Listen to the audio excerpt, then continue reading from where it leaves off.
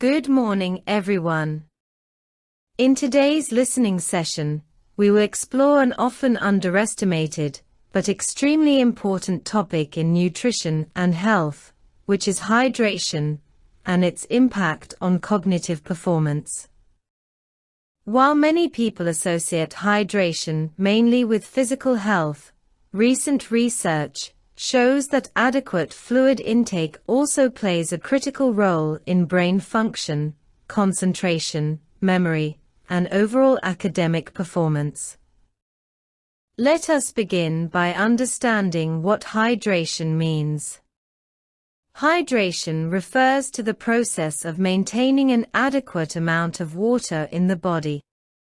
Water makes up about 60% of the human body and is involved in nearly every physiological process, including digestion, circulation, temperature regulation, and brain activity. Even mild dehydration can disrupt these processes and negatively affect both physical and mental performance. The human brain is particularly sensitive to changes in hydration status. The brain consists of approximately 75% water, and proper hydration is essential for maintaining neural communication.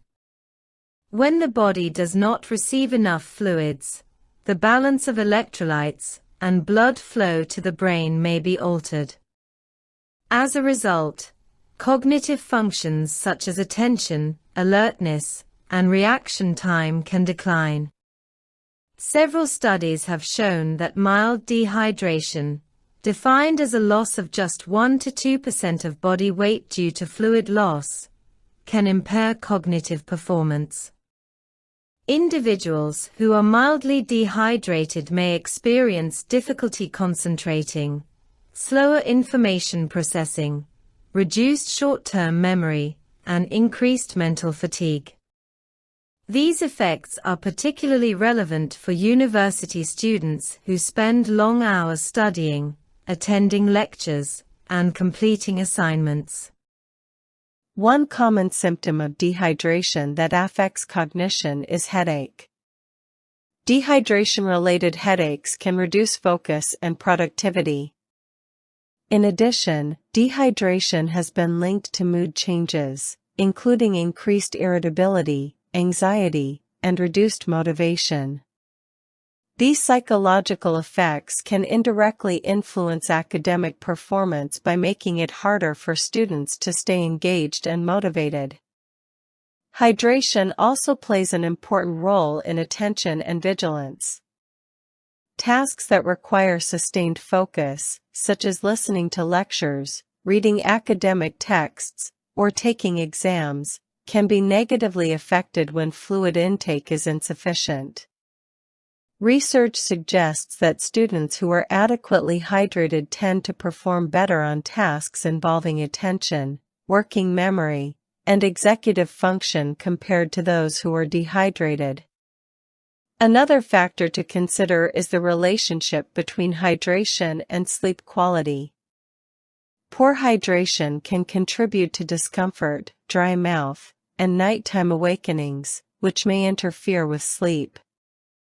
Inadequate sleep, in turn, further reduces cognitive performance, creating a negative cycle that affects learning and academic success.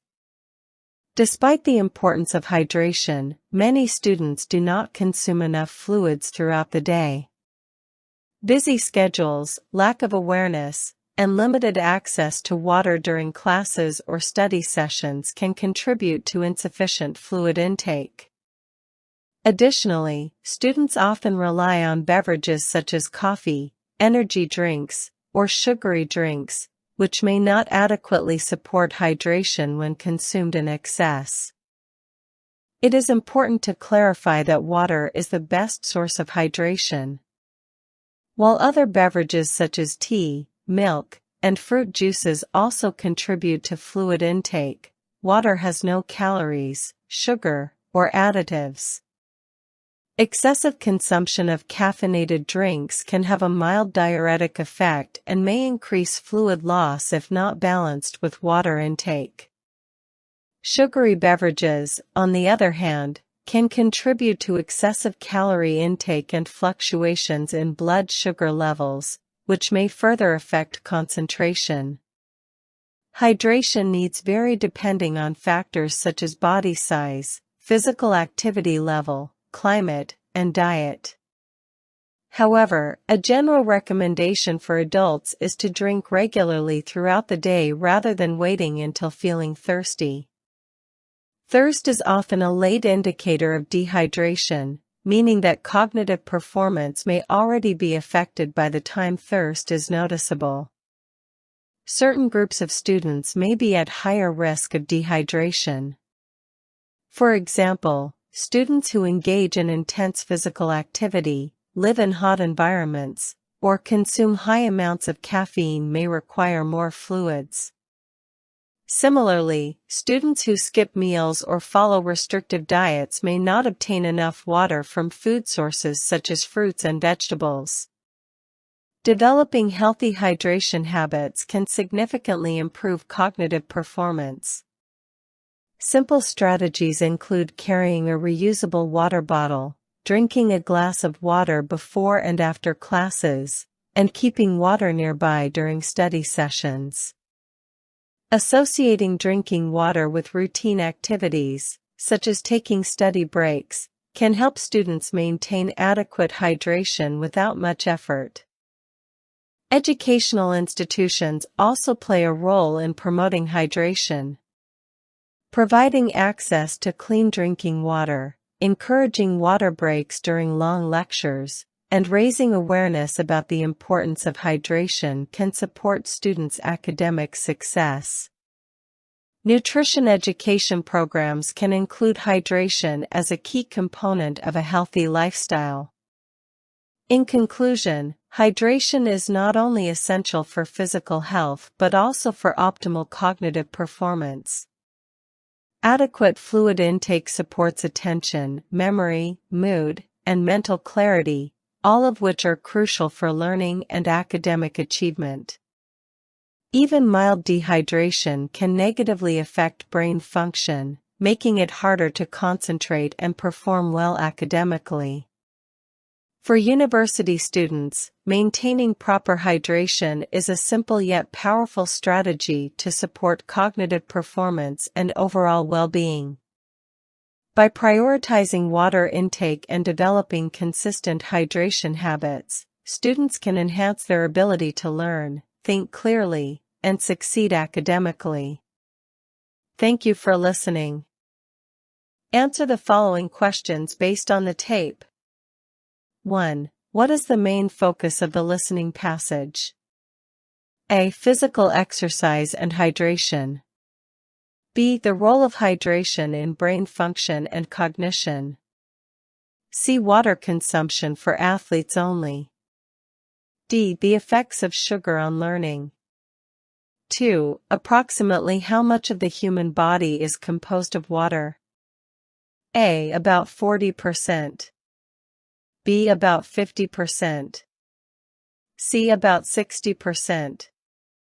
D. About 80%. 3. Why is the brain particularly sensitive to dehydration? A. It requires high sugar levels. B. It contains a high percentage of water. C. It uses little energy. D. It depends mainly on fat. 4. What level of dehydration can already impair cognitive performance? A. Loss of 5 to 6% of body weight. B. Loss of 3 to 4% of body weight. C. Loss of 1 to 2% of body weight. D. Loss of more than 10% of body weight. 5. Which cognitive function is not mentioned as being affected by dehydration? A. Attention. B. Short-term memory. C. Reaction time.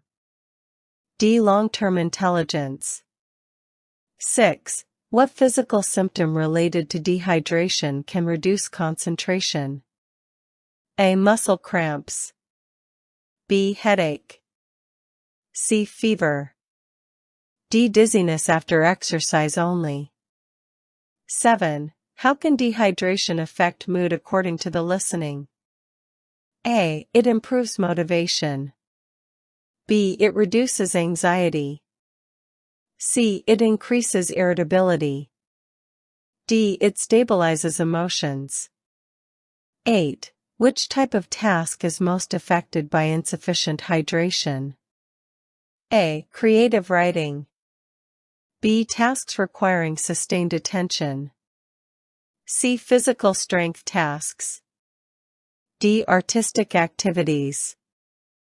9. Why might excessive caffeine consumption be a problem for hydration? A. It prevents digestion. B. It increases calorie intake. C. It may increase fluid loss. D. It lowers blood pressure.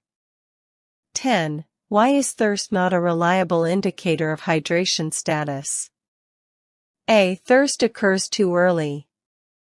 B. Thirst is psychological. C. Thirst appears after dehydration has begun. D. Thirst depends on food intake. 11. Which beverage is recommended as the best source of hydration? A. Energy drinks. B. Fruit juice. C. Coffee. D. Water. 12. Which group of students may need more fluids? A. Students who sleep early. B. Students who study literature. C. Physically active students. D. Students who avoid caffeine. 13. What simple habit can help maintain hydration? A. Skipping meals. B. Carrying a reusable water bottle. C. Drinking only at night. D. Avoiding fruits and vegetables. 14. How can educational institutions support student hydration? A. Limiting water breaks. B. Promoting sugary drinks. C. Providing access to clean drinking water. D. Reducing lecture time.